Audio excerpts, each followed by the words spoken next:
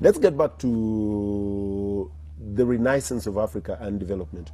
What are the two things you would do for Africa to be able, let me even reduce it to Uganda specifically. Yes. Number one, Uganda, what would you do to spur it to levels of growth and development that are number desired? one, I would make my own money, and I would not balance it, or I would not back it by the American dollar or any other currency. In fact, it wouldn't be money. What is money? Weighed against what? Because money... American money is made against what? Gold. Which gold? My God, you said you have internet. Check, they don't have any. It is just paper. It's made up by tanks and F-15 fighters. They have no gold. It is the Federal Reserve has no reserve and is not federal. It's a private institution.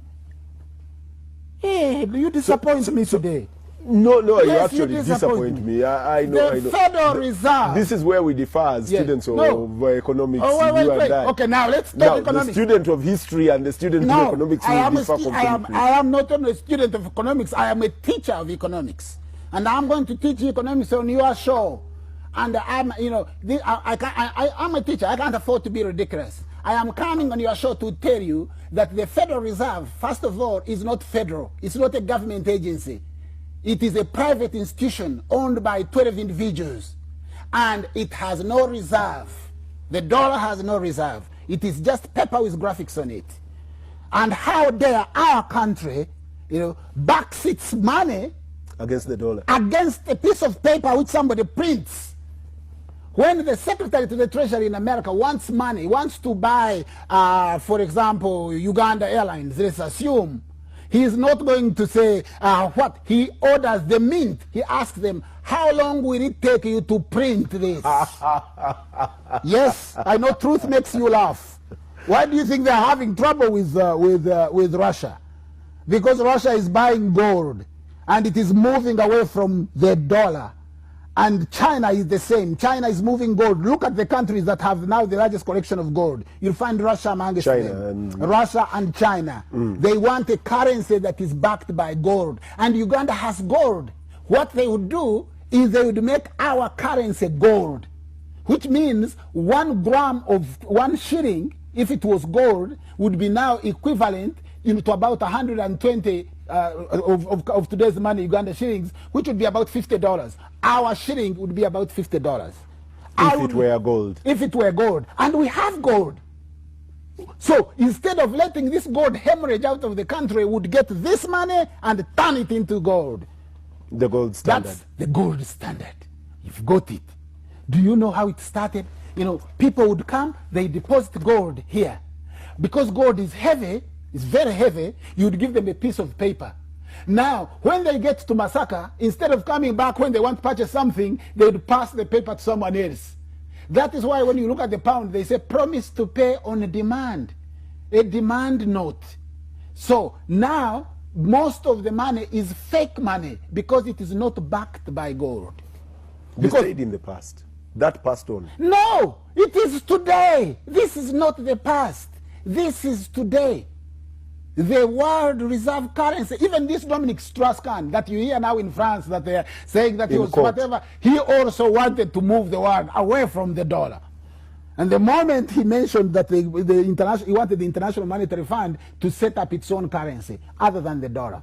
And that is the real battle between America and Russia.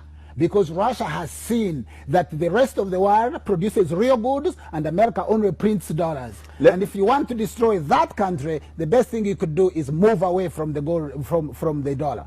Let's get to the second one. You say that you would put the currency against a gold standard. Yes, that is the first one. That's the first one. The second? The second one, I would not allow any foreign banks to operate in this country. No foreign banks. Now, let me tell you that only happens in North Korea. I've told you Ethiopia. Ethiopia doesn't have foreign banks.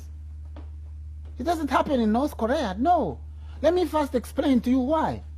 Federal fractional reserve lending. Fractional reserve lending is you have, if you have 4 banks, for example, Bank A, Bank B, Bank C, Bank D. If I take $10 million, by law, the bank is allowed to keep 10% of what I've deposited and lend out, the rest of the percentage, 90%. So if the bank started with nothing and I came and deposited 10 million, it would reserve 1 million, it would lend out 9 million, but at interest. Yeah.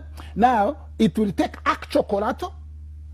It started with nothing. It has 1 million reserve. It has a portfolio of about 12 million, and it has somebody's house, which it has taken at a fraction of what they call, first sale value. But the person who gets this money now goes and deposits it in another bank, like 9 million. The bank now takes 10%, which is 900,000, and lends out 8.1. And that person goes and deposits it in another bank. So one deposit creates money about 90 times. Fractional reserve lending allows the bank to create money out of thin air. And whereas it creates money out of thin air, it actually lends you money, lends you that thin air and takes actual collateral. Once you understand that, then you understand economics. You need not know anything else. If you don't understand this, anything else about economics will confuse you. And bring to Mzime Mtebire on this show and ask him about fractional reserve banking and phantom deposit. When you go to the bank and deposit money, or you ask for a loan, the bank doesn't go out to sell matoke and get the money and give it to you. No. After making you run around, they say, Mr. Chivazo, we now have the money. You can go and check. It's on your account. So what they have done is a computer transfer, what we call a phantom deposit. But you know what Chivazo gave them? He gave them the title for his house in Lunguja. Viewers, I take a break and I return with Professor Kirankuba.